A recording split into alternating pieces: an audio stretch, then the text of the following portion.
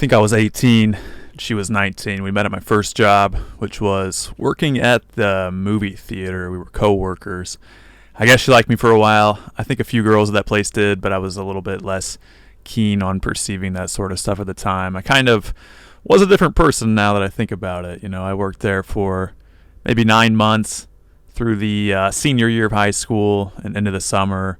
And we were at work one day. We were walking together, me and her, with this other coworker. His name was Steve, and he was like teasing her that she liked me and stuff. And I didn't really think she did at the time, or at least not to the degree to which she did.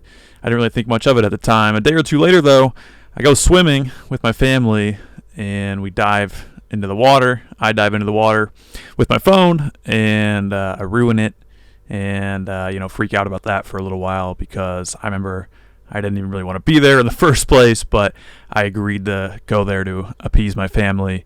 And then I ended up jumping into the deepest part of the pool with my pretty much brand new phone, and this was before that they were water resistant the way they are now, so it was cooked, right? So I didn't have a phone for a few days. I got a new one. I got it activated and whatnot. And then I remember sitting in the parking lot of the phone store and flipping through my new phone like as soon as I got it. And the first thing that I see is that this girl that I'd been talking to at work, got my number and sent me a few messages. So side note right now, that if a girl is hitting you up first, it's a very good sign. That's like your ultimate green light, my guys. Let me tell you, if a girl is hitting you up and talking to you out of the blue, not because she has any sort of obligation, but just kind of because she wants to talk to you, she likes you. But yeah, we get together basically.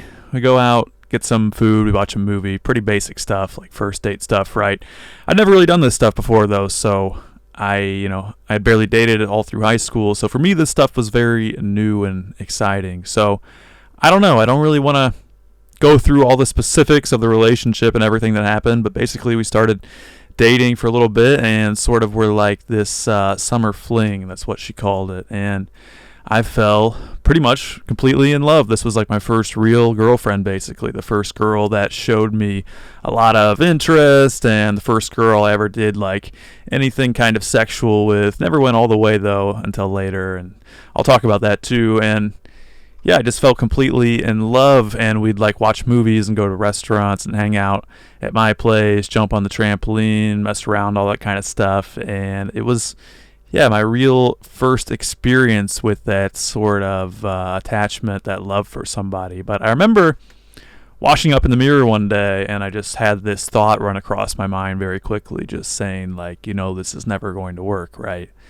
And it was kind of horrifying, because as much as I didn't want to believe that that was true, it was going to be true, right? It was based on the fact that we both knew that she was leaving for college at the end of the summer, and I was not going to that college with her. And I think that's all that really needs to be said about that. So she went off to college, and I could tell she was kind of getting a little bit tired of the relationship. We tried to do the long distance thing for a while, but imagine you go to school somewhere and everyone around you is having this school experience, and you're trying to hold on to this long distance relationship with someone a few states over. It made no sense. And in retrospect, I can't blame her for what came next, which is that when we visited each other again in the winter, she broke up with me basically on the day that we were giving each other our Christmas presents that we got each other, because it was like Christmas time. I remember she gave me this booklet of things that she made, like reasons that it was made up of, like reasons why she liked me and stuff like that. I don't know, it was terrible. I had been like waiting to see her for months, and then we hung out like a few times. Like we hung out like twice or 3 times, and she dumped me. It was honestly inevitable, but fucking hell, man, that shit turned my world upside down at the time. I remember that winter, man. It was funny because I was getting into Kanye at the time, and that was like my first time in my life I listened to the 808s and Heartbreak album. And it's funny because I just found that music at that period so fitting. It was like I was in the Midwest. I just got dumped. It was a cold ass winter, snow everywhere. My family went out of town, and it was supposed to be like this awesome time where I just had the place to myself and I'd be able to hang out with this girl all the time. But no, it was just a very insanely painful heartbreak. I was completely alone, coldest winter, listening to Kanye, watching The Walking Dead season 2. I remember that, chopping wood, and I don't know if you guys ever felt that breakup before. You just have this horrible sort of like feeling in your chest and your stomach. It was painful, man. I never realized that heartbreak could be that painful. It was almost like a traumatic brain injury of sorts. It legit maybe took me like 1.5 to like 2 full years, I feel like, to fully get over that. And the whole time, she was like just going full college girl mode, partying, sleeping with guys, just sort of like setting fire to the entire history between us, I felt like, at the time. And as terrible as this was, I put it up there with some of the best experiences of my life because it was so real looking back and such a learning experience. This was my catalyst really for beginning to look into more of the like red pill type of philosophies, for trying to understand not just like female nature but human nature more. This was the event that illustrated to me head on, full force, how vitally important it is to not center your life around a girl, because that was something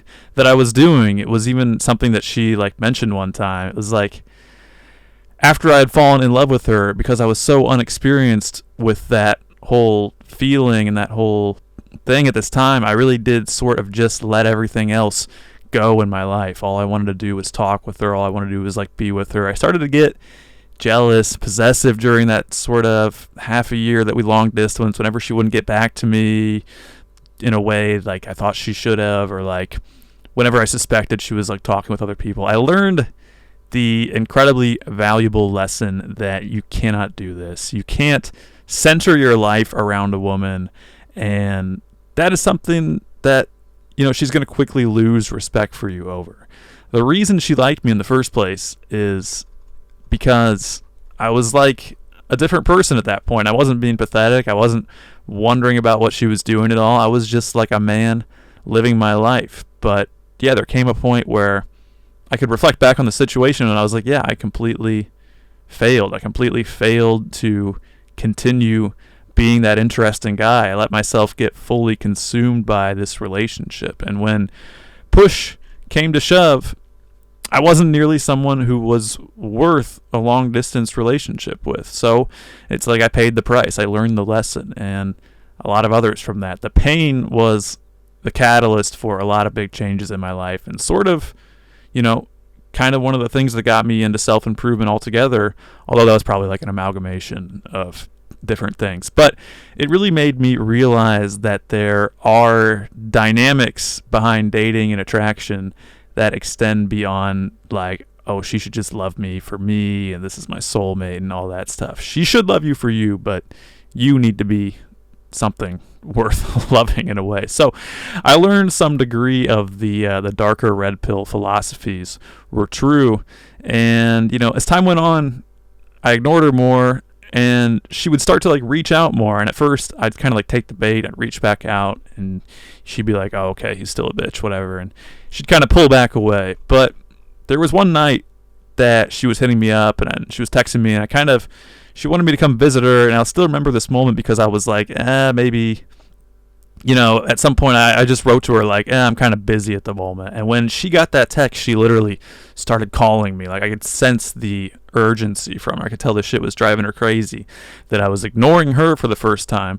And it's crazy how fast the dynamic switched up as soon as she felt like she was the one chasing me. Like, she was like a fish on a hook, man. So I wouldn't say like, yeah, you should follow red pill to a complete T, listen to all the influencers all day long and make that like your iron philosophy. But I will say that there is a lot of interesting and true things that you will learn by exploring some of the red pill ideology, no doubt. And I went over, saw her, we hooked up, it was kind of cool, but it just seemed to kind of quickly fall back into the way it was, because sure enough, I probably started acting like a bitch again. And this happened a few times back and forth over the course of the next year or two, until I think she kind of decided that now she was like looking for some more dedication finally, and basically started asking me at this point, like, what are we? I need to know what we are. I'm not waiting anymore. Like, basically telling me she wanted like a more serious relationship.